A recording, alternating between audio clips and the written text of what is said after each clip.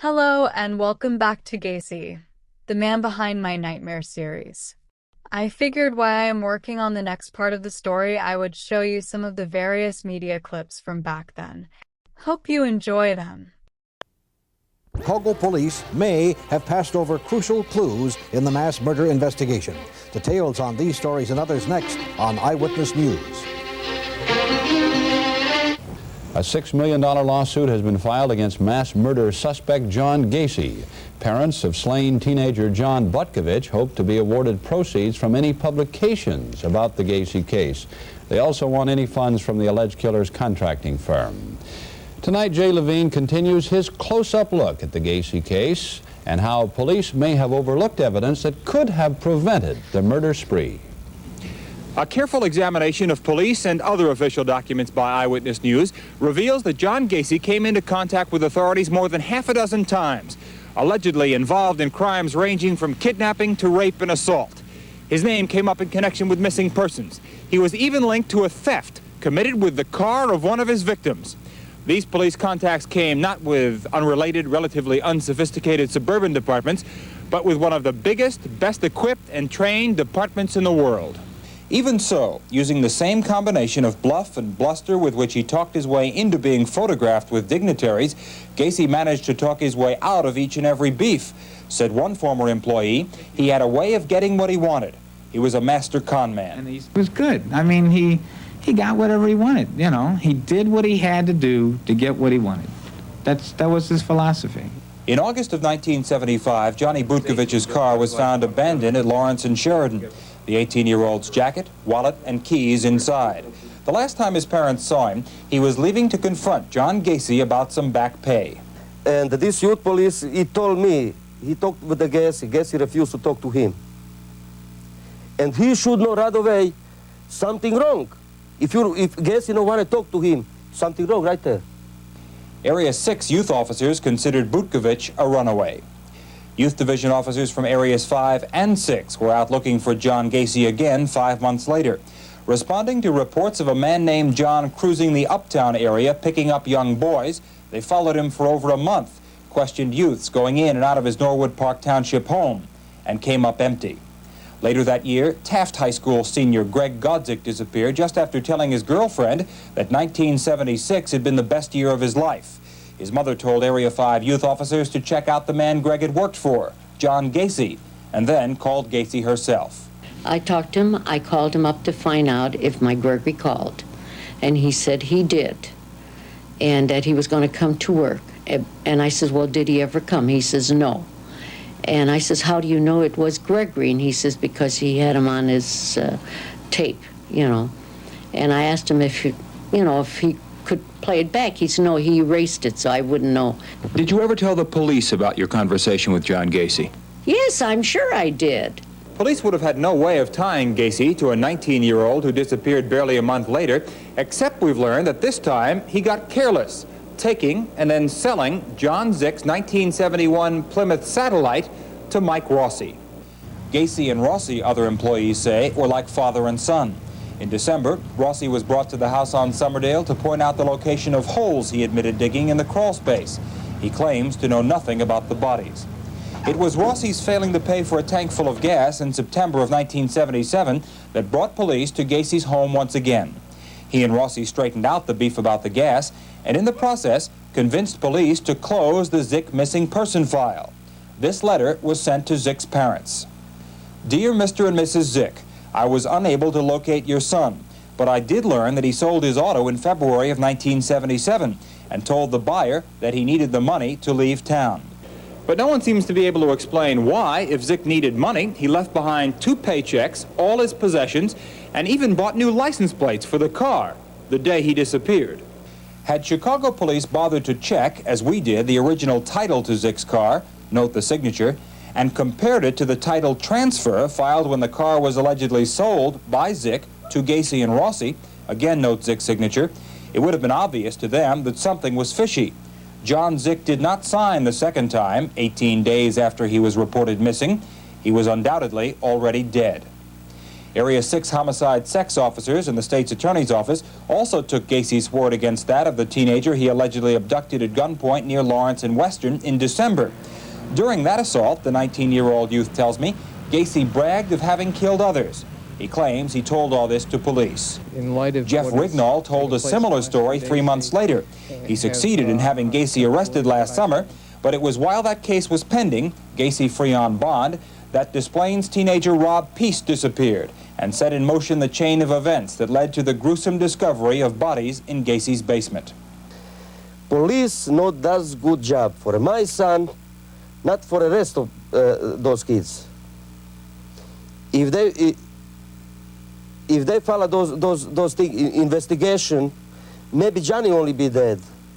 Only Johnny, maybe rest will be unalive. Rest of they don't have to be dead.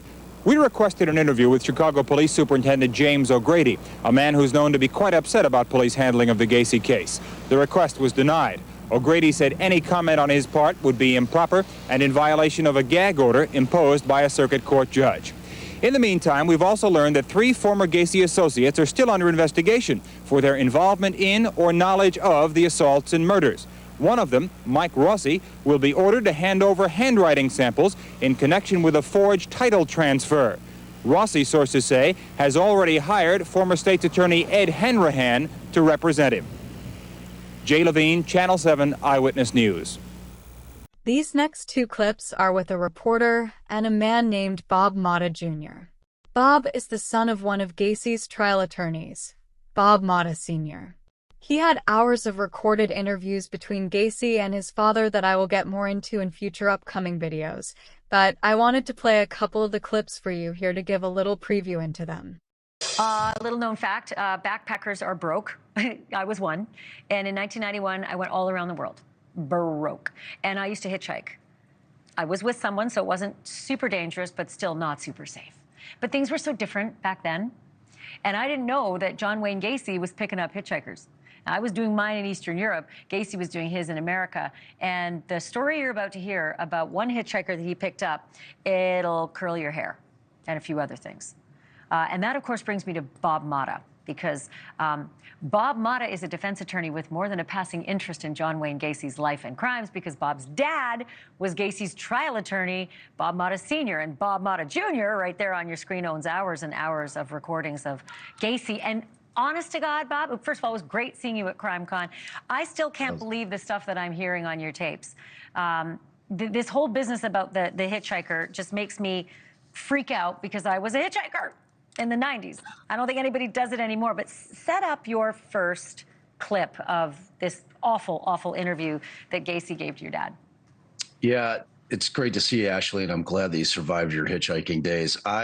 This first clip is basically what I refer to as what very well might have been, and it's Gacy talking to my father about one of his very last victims that he was transporting to the Des Plaines River, which is where he dumped his last 5 victims. And the conversation that ensues is disturbing, to say the least. You said that after Joe was killed, that you put him in the trunk of the car, drove to the river, and on the way to dump him, that's when you picked the hitchhiker up to Colorado. Does that help you at all? So it was on that one? Not on Peace. It's possible. You don't recall it.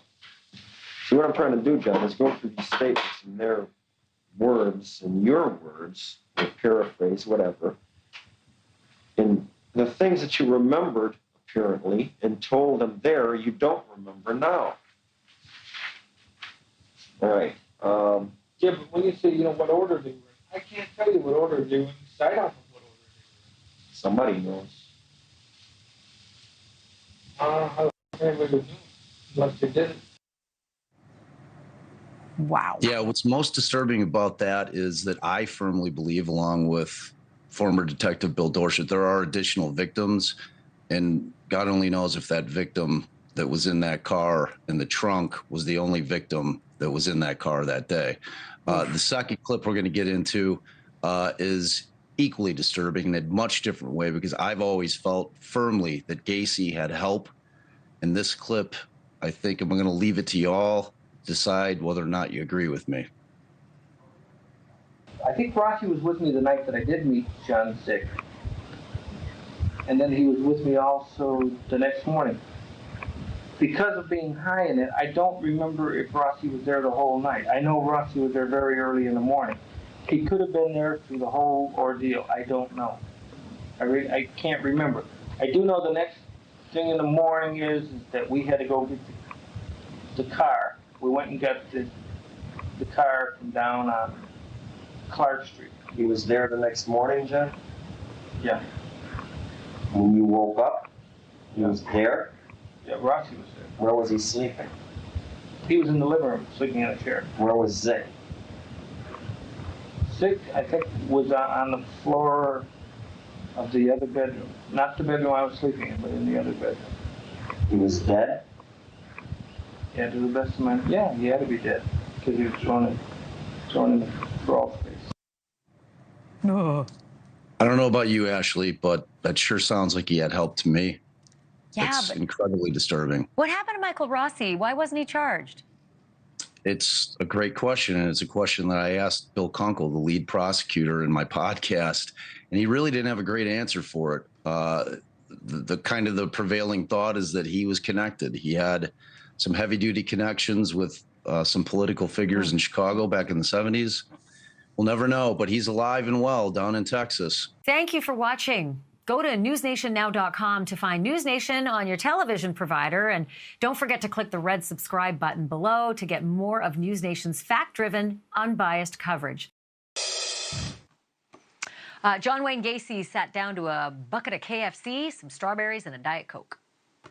That was May of 1994, and that was what Gacy wanted for his last meal on Earth. KFC, strawberries, and Diet Coke.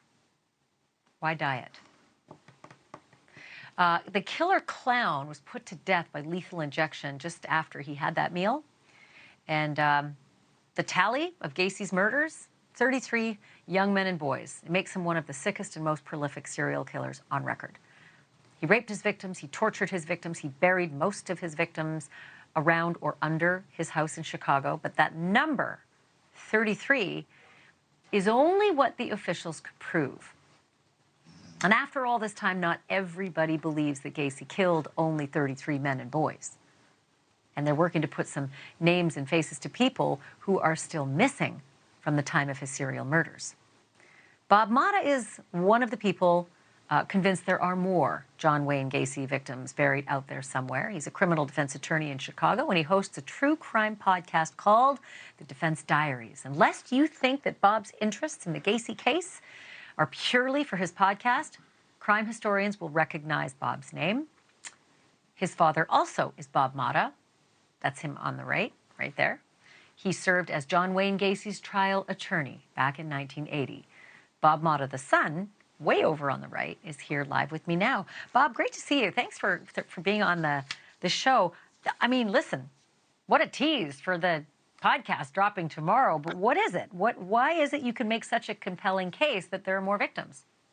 Well, hi, Ashley. Thanks for having me on. It's great to hang with you. So I started this a couple of years ago when my father had given me all of his taped interviews with Gacy. I did a first season of it, and where I kind of released a lot of the sound of the tapes. I was digging into the case, more about the victims, the investigation, and the trial. And as I was progressing through that, I had an old Chicago detective named Bill Dorsch reach out to me. He kind of liked the way that I was handling the fact of Chicago police had done nothing during the time that Gacy was active to stop him. And then when I say nothing, I mean nothing. And he felt that I was one of the first people to kind of come out and say that openly. And so we started talking, and I came to learn that Bill Dorsch had been doing research for 20 plus years into Gacy after the fact, doing what he thought that law enforcement should have done. And Bill, being a former Chicago homicide detective himself, has a pretty good idea what he's doing in terms of his investigation. So we decided that we were going to collaborate. And the irony of the son of the man who defended Gacy is now trying to advocate for his victims is not lost on me. But as a matter of fact, I think it drives me more than anything. So all those That things is kind of irony. came together. I Yeah, mean, it's ironic. it really, you know, can you, I know that your dad gave you the tapes, I think for your 21st birthday. Can you set up a clip and let us know what we're about to hear? Yeah, this particular clip is interesting. So when my father was brought onto the case, and both him and Sam were hired, they weren't public defenders. Sam had done a bunch of contractual work for Gacy prior to his arrest, the big arrest. And then my father had just come out of the public defender's office when the story broke in December. And so he saw Sam on TV. He's like, oh my God, I know him. I should call him to see if he needs help with the case. He did. Sam did. And so what we're hearing here are the tapes of my father preparing John Wayne Gacy for his insanity defense trial. And he was being housed in Cermak Memorial Hospital, which was where they would house the mentally ill prior to trial. So this particular clip is Gacy trying to remember what he's done in his past. It's pretty interesting. All right, let's roll it. Sam said I could have killed 100 people. How do I know I didn't kill 100 people? How did I know I didn't do this while I was traveling? It's possible, but I don't recall it. How the hell can you feel about something that you don't do? How can I have any feelings about it? Once they were into the ground, they weren't my problem. Holy Dinah. Okay, I just have to get you to button this up. We're going to learn a whole lot more when the podcast drops tomorrow. Yeah. And it's so I've got the first season out. I have a ton of the tapes in there already. The second season is where we're really boots on the ground and we're digging. Thank you for watching. Go to newsnationnow.com to find News Nation on your television provider. And don't forget to click the red subscribe button below to get more of News Nation's fact-driven, unbiased coverage. Okay, John, go ahead. What I tell you is what I know is fact. I'm a power person. I enjoy power. Nobody else had the guts to pull off what I pulled off. I outsmarted you again. Police today found 6 more bodies under the home of suspected killer John Gacy. Well, you can be walking down the street, and if Gacy lay eyes on you, you have now become his next victim. And they would say, you're a cop, huh? I'll do anything you want, just don't bust me. That's scary. Everybody from the neighborhood knew John Gacy. I was clowning and appearing in at least 10, 15 parades. He was also a Democratic precinct captain. He seemed very personable, very friendly. But he could turn on a dime. There is a right way, there's a wrong way, and there's my way. Was he insane or was he evil? I look for young, clean-cut, virile looking. To be gay in the 1970s, there was so much prejudice. We find out that, yeah, there's a kid, he worked for Gacy. I haven't seen him in a while. I know this guy, he worked there, he's missing too. A lot of officers were telling parents they're runaways, your kid will be back any day now. A lot of conversations with end with, good luck with that. I just feel that I'm being cheated again in my life. With his sexual urges that came out as rage. I heard a click behind me. It was a revolver, and he had it pointed at my head. Nobody wants to accept what the hell I say. He was playing a cat and mouse game with the police department. You can't let Gacy go. If he tries to leave, you gotta shoot his tires out. Whatever was there, we had to find it. I'm accused of it so much am I to go out and do it. I don't even know if I killed him. I have no remorse. Clowns can get away with anything. Clowns can get away with murder.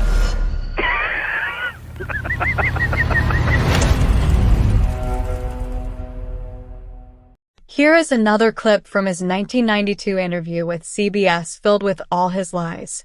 I spent 2.5 hours with John Gacy listening to a whole new story about his case.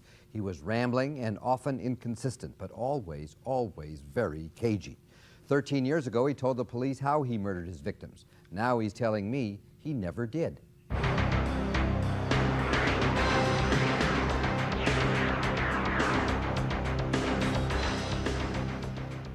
People don't want to know the truth and the honesty of it. If they want to be convinced or brainwashed into what they believe, then fine, then go ahead and kill me. But vengeance is mine, saith the Lord, because you will have executed somebody that didn't commit the crime. Those are the words of John Wayne Gacy. pleading innocence from death row at Menard State Penitentiary 13 years after being convicted of his crimes. The most notorious serial killer of our time. When they paint the image that I was this monster who picked up like these altar boys along the street and swatted them like flies, I said, this is ludicrous. But the jury didn't find it ludicrous. After barely 2 hours deliberation, its verdict was murder by Gacy, 33 times, 29 bodies buried in that house of his on Summerdale, a crime of horrendous proportions. In the crawl space underneath, bodies covered with lime and encased in plastic, dug up a few days before Christmas and carried into the December cold, one after another after another. But despite all this evidence, he says he has proof he didn't do it. Here's one of dozens of examples of what he calls proof. I've taken 3.5 hours of truth serum, and under sodium amytal, the maximum amount that I could have, it shows that I have no knowledge of the crime whatsoever. Never have had. But this is where his attempt to change history, which is what he thinks will get him a new trial, begins to break down. There is no proof anywhere that he ever took truth serum. Now, it's not only a matter of physical evidence, it's a character issue as well. Many times during our interview, he tried to portray himself as a good guy, an ethical, hard-working family man. Here's how he describes himself as a father. Loving and caring. I've always looked after my children, even now. What kind of values do you remember imparting to them? The kind of values? Were you strict with them too? No, not as strict as, no. A lot of things that my dad did, I refused to do, because I don't believe in hitting children. I don't believe in spoiling a child either. My values are such that if you give enough love to the children. You're accused of murdering 33 kids, and you say you didn't believe in hitting. I mean. Well, anybody that knows, you see, first of all, you're basing this garbage on what you've heard of me. And what the jury said, and what the courts of appeal have said. And the prosecutor who put him in jail says Gacy is a ruthless and sadistic killing machine. He's responsible. He knew exactly what he was doing. He planned it in advance, and he carried it out, and he enjoyed it. And he admitted it. In fact, boasted of it to the police. But now, 14 years later, he's denying it and talking to me about it. What does Prosecutor Kunkel think of that? He's a desperate man. He's going to die in 2 or 3 years. He's going to be executed when the law is finally carried out. And he'll clutch at any straw. 2.5 hours of clutching at straws, cunning and manipulative denials. But if you listen carefully, you catch him slipping up. About John Bukovic, for instance, his second victim. What happened to, what happened in the Bukovic case? Where was he picked up, and how did he get to the house, and what happened with him? I don't want to go into the other, the 5 that I know about. Just take it that I didn't. Bukovic is not one that I killed, so I don't know nothing about him. The little bit that I know about him is that he was an employee of mine. See, when you look about this recall business, and I'm not a prosecutor, John, but you just I know said you're not. Bukovic Wait a minute. is not one that you killed, which suggests that maybe in fact there were others that you did kill. I mean, I'm not. Okay, I'm sorry if I led you to believe. No, strike it then. That is wrong. But it's too late to strike it. There are others he killed, children he lured into his home anyway who didn't get out alive. When he was arrested, he told the police what he did and how he did it, with a rope that he used as a tourniquet. Now he says he didn't do it and shows me his rope trick to explain how the police misunderstood. That and more of what he's twisting into his pleas of innocence tomorrow. Linda, Bill? Fascinating, Walter. Look forward to tomorrow. More from that interview where he shows his arrogance and tries to educate the viewers. Thankfully, by the time he did this interview, the whole world was aware of his crimes and nobody was stupid enough to believe anything he said. But look at them, and you see 33 children who lived and loved and were loved. John Bukovic was 18. Michael Bonin was 17. Randall Reffitt, 15. Why them? There's no logical explanation for why them, any of them. Several were runaways from broken homes 14 years ago when John Gacy was preying on families that split apart. Today, in his arrogance, he lectures them. And nowadays, do you realize by 1993 that 50% of the American families will be single-parented? And that shows a breakdown in the church and not being able to hold families together. And for this reason, children run away from home and seek love in other places. And wind up in trouble. That's Gacy's view of things. Kids get in trouble because nobody cares about them. Gacy got in trouble when, after 32 victims, he strangled Robert Peast, an all-American, clean-cut local kid whose disappearance attracted police. Such carelessness is typical of a serial killer. By the time they've committed 10 or 12, they are very, very laid back. By the time they commit 20, 15 or 20, they start getting careless, cavalier. If it sounds familiar, it's because you've heard the experts say it about Jeffrey Dahmer. Gacy dislikes the comparison. What do I think of Jeffrey Dahmer? I don't know the man personally, but I'll tell you this, that's a good example as to why insanity doesn't belong in the courtroom. Because if Jeffrey Dahmer doesn't meet the requirements for insanity, then I'd hate like hell to run into the guy that does. Do you feel Beyond that, I have no comment on Jeffrey Dahmer because I'm not Jeffrey Dahmer. And I would not, whether it's Berkowitz, whether it's Bundy, whether it's Williams, Wayne Williams down in Atlanta, or any of the others, or Charlie Manson. See, I don't comment about other cases for the simple fact is that I wasn't there. Do you feel somewhat of a kinship with some of these people? God, I hate that when they put me in the same club with them. That's precisely the club that John Gacy belongs in. And the pain felt by Dahmer's victims is still felt 13 years later by the families of Gacy's victims. When you have a child taken out of your life, it is like a little pieces taken out of your heart. You can never forget it. Everything keeps revolving back to the day when he did this or he did that, and we reminisce. Dolores Nieder, courageous mother, still in the same house on the northwest side of Chicago. 13 years remembering Johnny, who was a Marine and then studying to be an accountant. Like others, he went to Gacy's house for a job and never came back.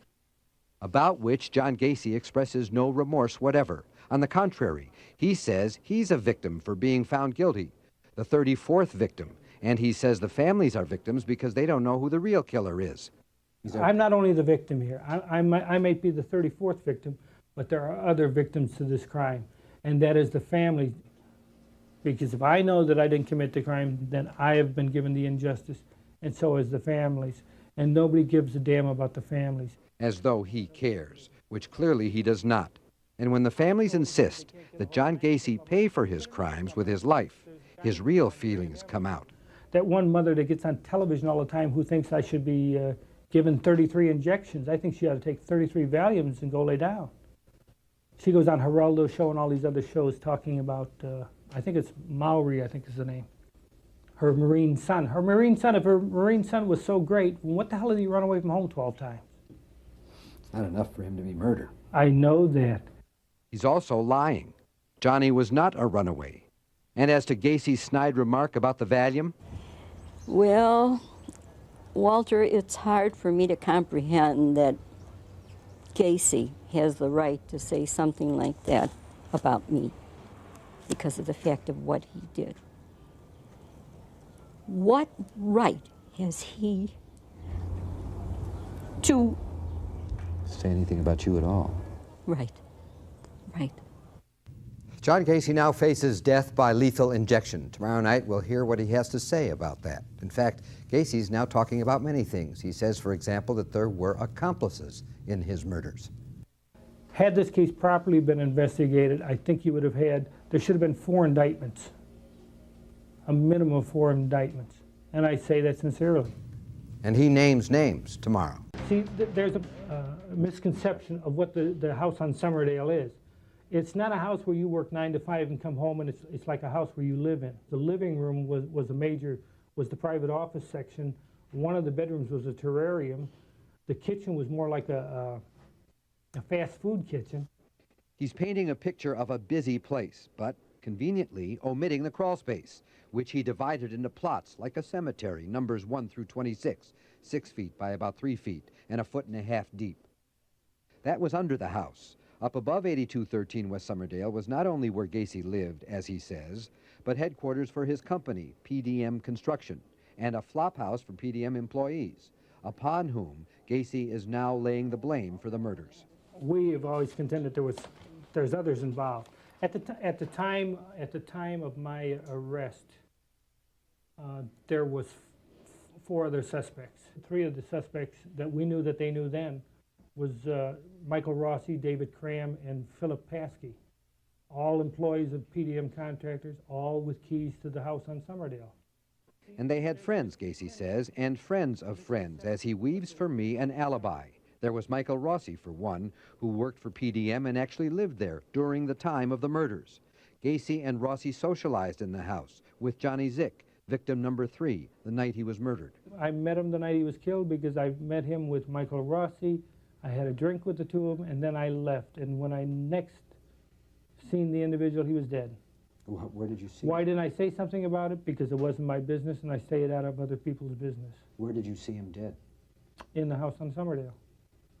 And did Rossi tell you who had killed him? No, Rossi didn't say nothing. Rossi was sleeping on a couch. I just left. And how did he get buried?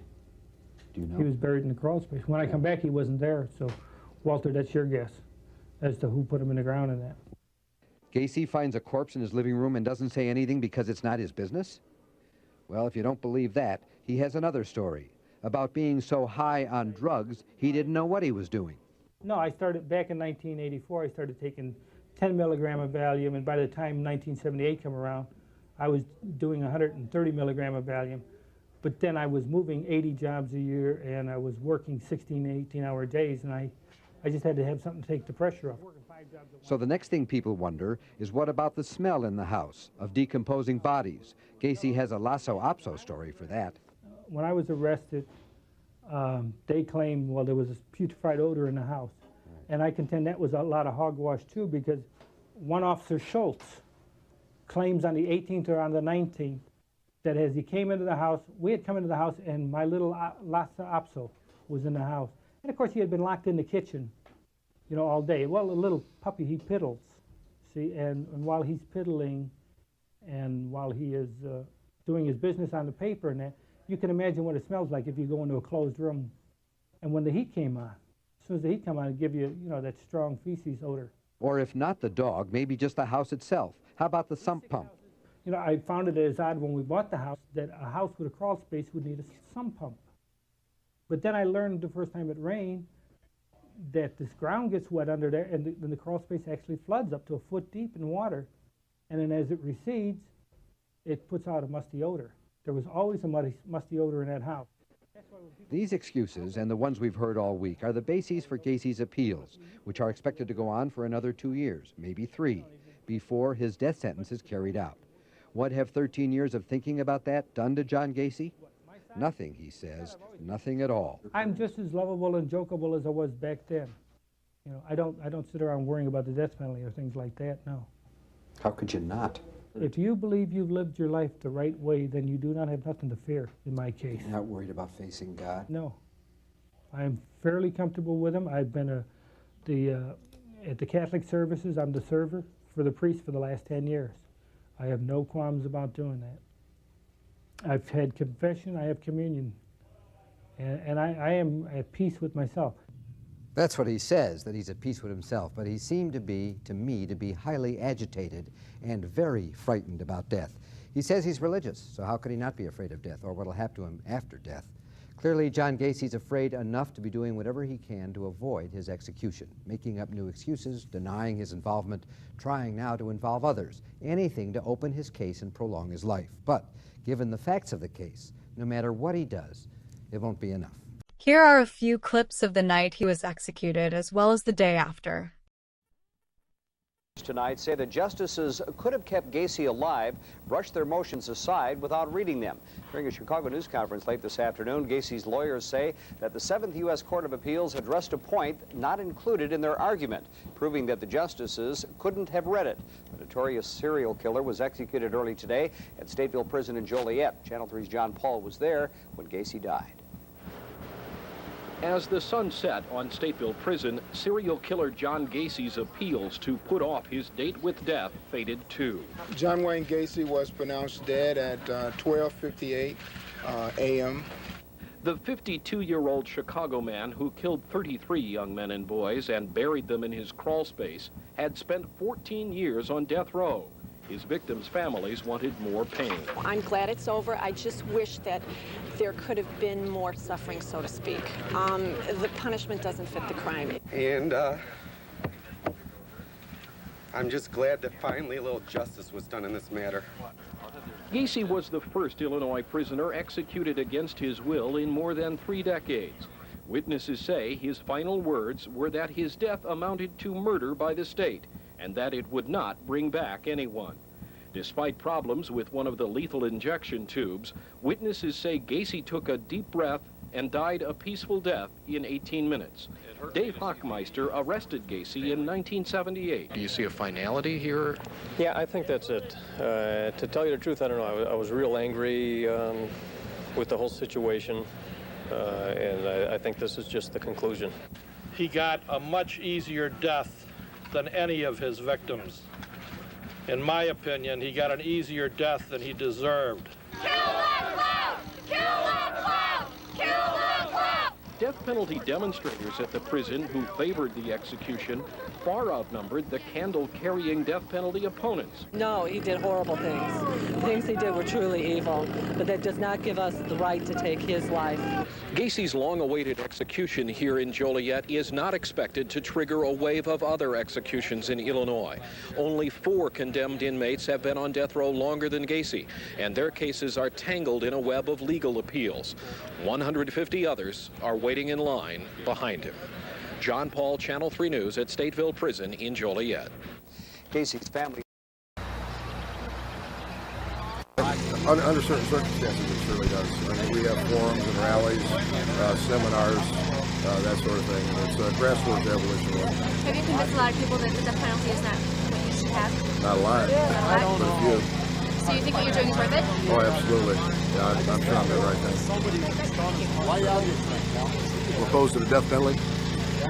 I think it's wrong to take another person's life.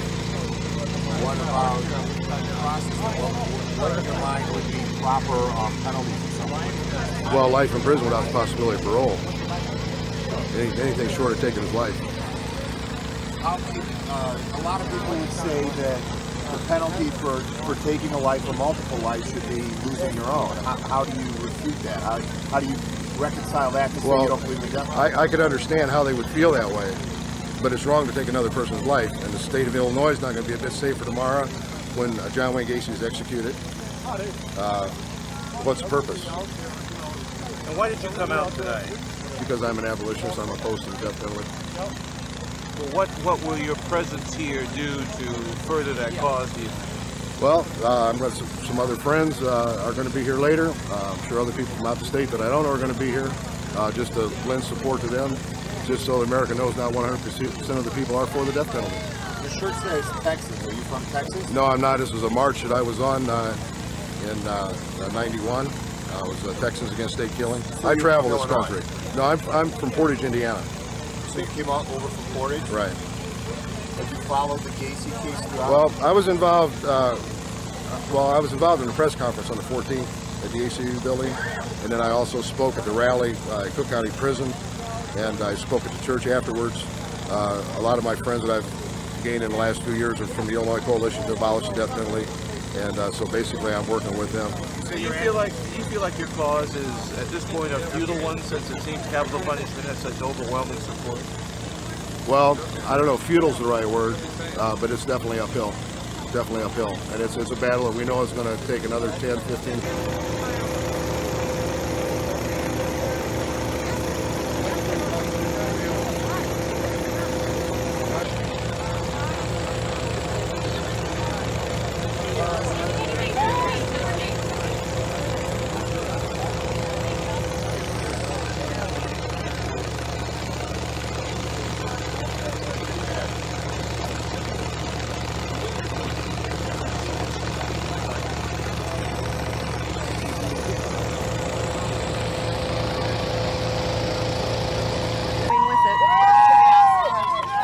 Curiosity and support. Get out of here. Had this opinion for a while. Easy should go. Last name for me, ma'am. It's Elaine. It's Barsevich. Barsevich. Elaine, why are you out here tonight? I'm here in support of the families. I think that the families that lost those children and young men, I think that they need to know that someone else is happy, that this is finally going to come to an end. Would you describe yourself as a death penalty proponent, or was it something before this case that you had given thought to? I am for the death penalty. I think that if someone is sentenced to death, that they should get probably 2 years for appeals, and after that, put them to death. I mean, why keep them on death row for, 10, 15 years? What about the lawyers and the certain other people that you've heard saying, the man should have life in jail without a chance for parole? What's your feeling about that? No, because there's always that chance for parole. There's always that chance. Probably never will happen, but I don't believe that. I'm for the death penalty. What's your feeling specifically about Gacy and tonight? You look like you've been around these parts for a while. You followed this. I imagine you've heard about it for 14 years, like most of us. I live 3 miles from him. I still live there today, in my own home. But I just feel, maybe because it was so close to me, and I had a teenage son at that time, that I think it could have been mine that this happened to. And I've been waiting for this day for a long, long time. And you're feeling tonight? I feel it'll finally be over. I don't feel any emotion of any kind. I don't feel happy. I don't feel sad. I don't feel anything. I'm glad it's finally over. Thanks, ma'am. Boy, you sort of made this an all-day event. Are you alone? I'm alone right here, right now. My husband's in the car because he couldn't bring his camera in. Okay. Thank you, ma'am. Justice needs to be served exactly right now. Now. Tonight will be served. Thank you very much. Gacy Burr. Oh, that's sick. That's sick.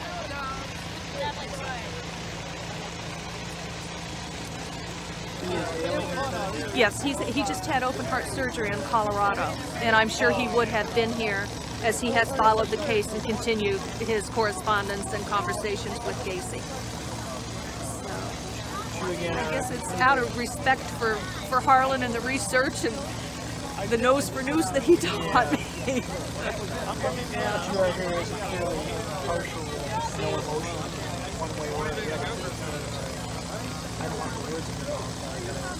No, I won't light a candle, and except for my experiences would be. But I said, Brian has been basically raised with this knowledge of Gacy. I mean, he's probably one of the few children who has an autographed picture in his baby book. And probably it just, if we're this close, it's more like just following it through, seeing it to the end. I don't know if we'll be able to make it to the end, but he's got school tomorrow and an eclipse to watch. So.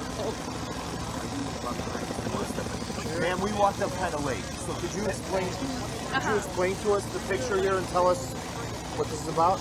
Yeah, you'll notice the picture here says, "To Marion, Brian, love Harlan."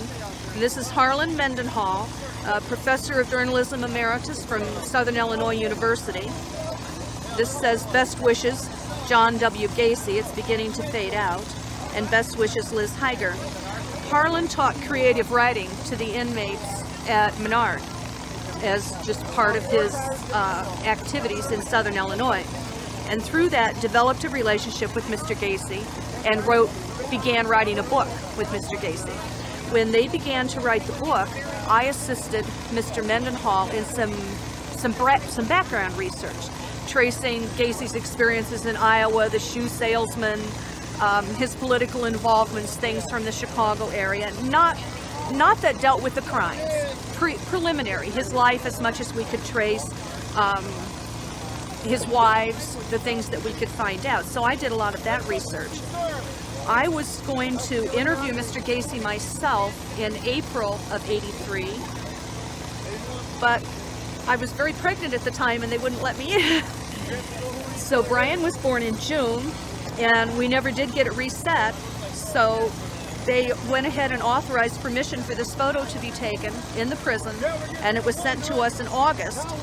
So Brian is probably one of the few children who has an autographed picture of John Gacy in his baby book. So why are you here tonight?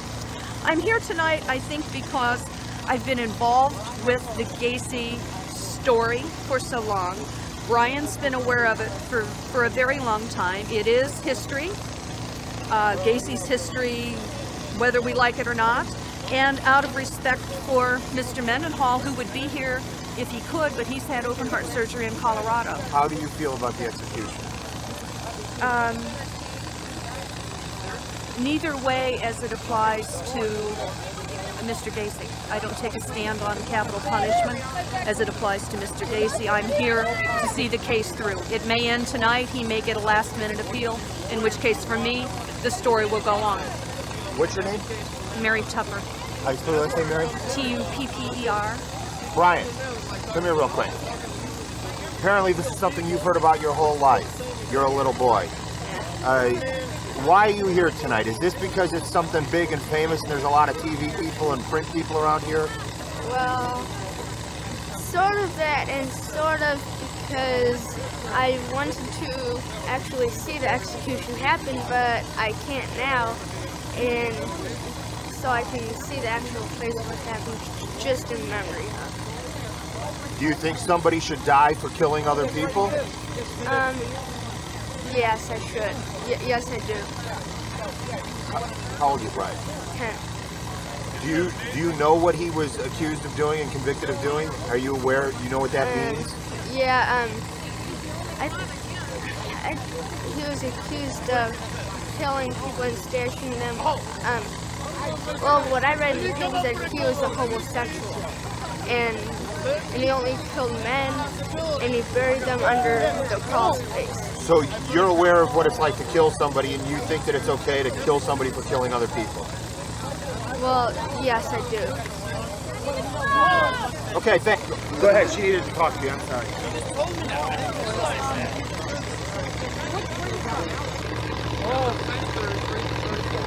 Yeah, I'm trying to get up there. Give me a couple minutes. All right, I'm trying to actually get out of here. So I'm trying to drive, so you got to pick it up. All right, bye.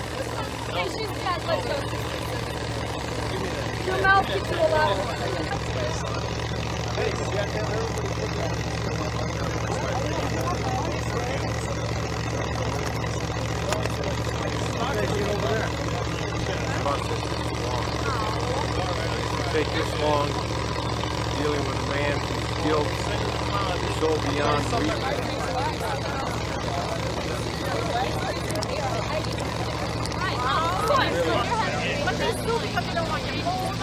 Well, I ran to be sick to see it. Looks like you.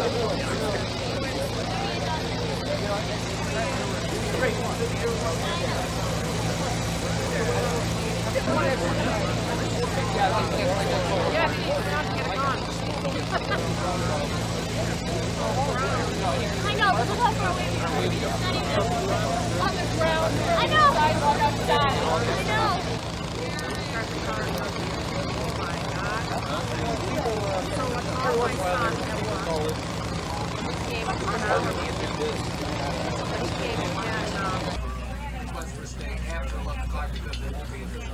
Well, I don't. No.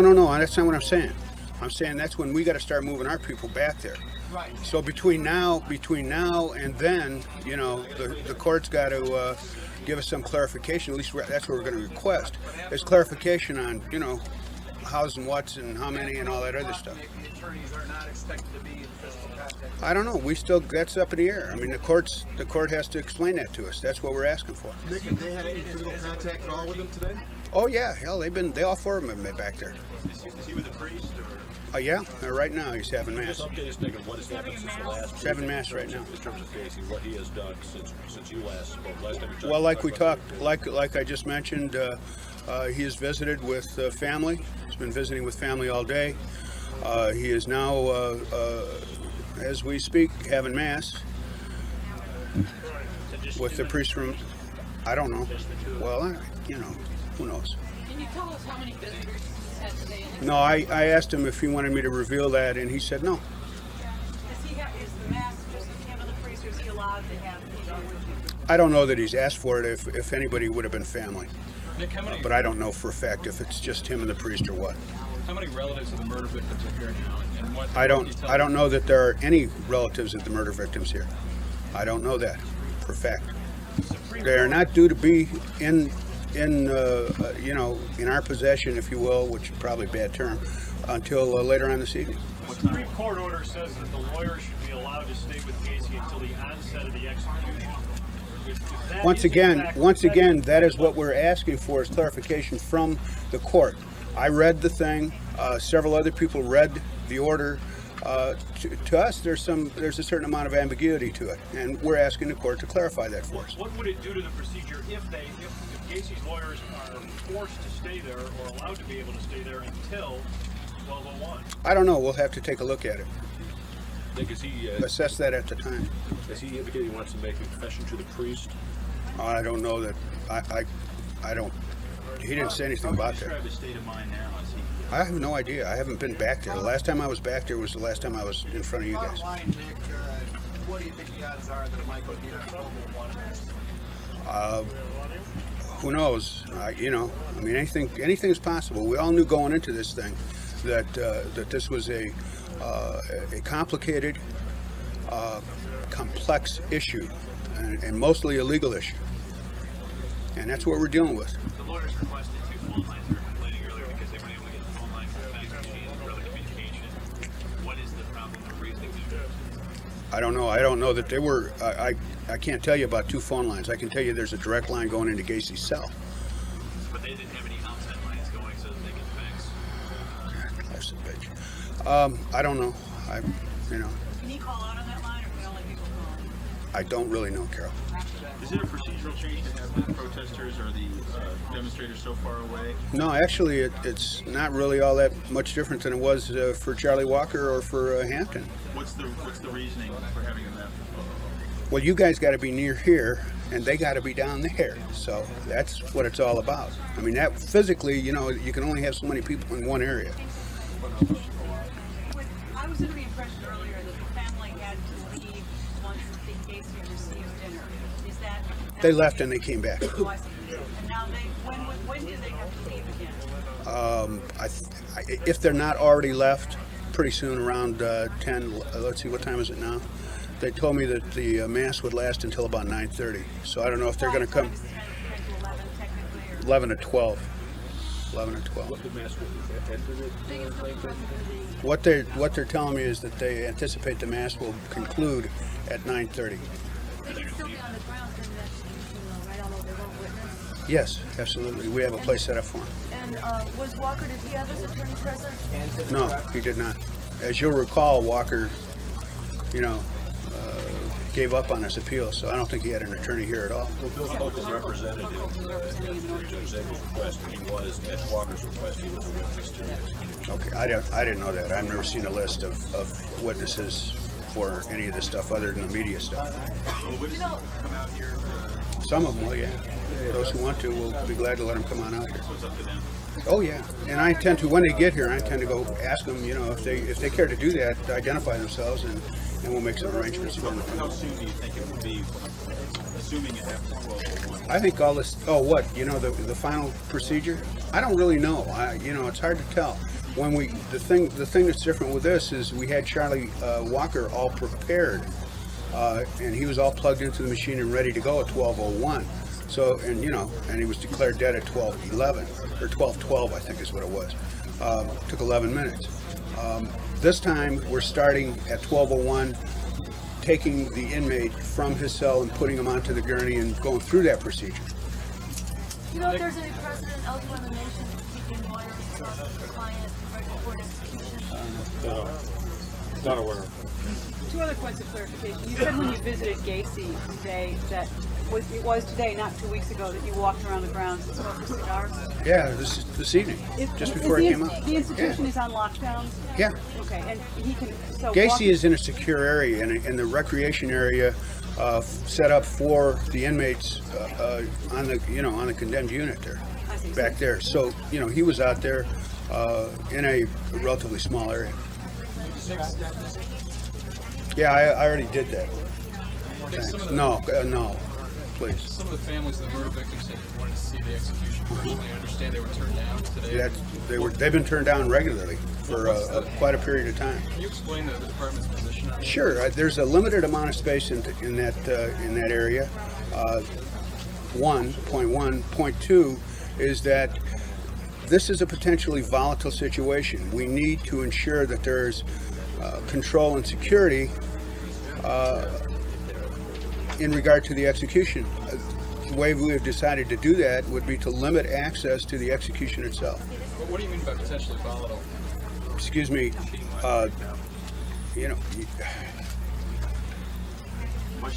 If an individual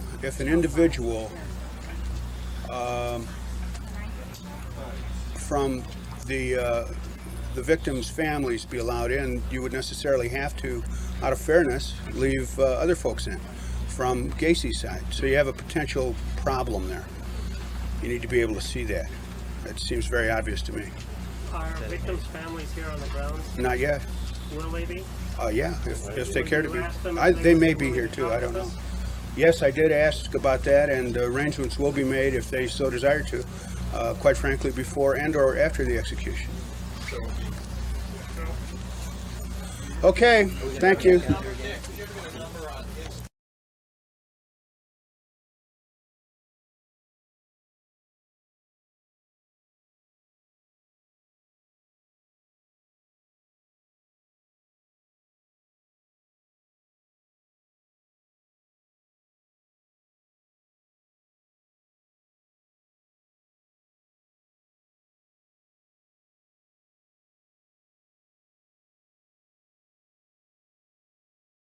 This is Stateville Prison, where Gacy was first sent to before Marion Prison and then brought back to for his execution. This prison is extremely large, and I thought you would like to see it. The gas chamber is evident in the beginning of the video with the large smoke stack on top. Sorry for the bit of shakiness. Was a bit of a bumpy ride around it all and was windy as well.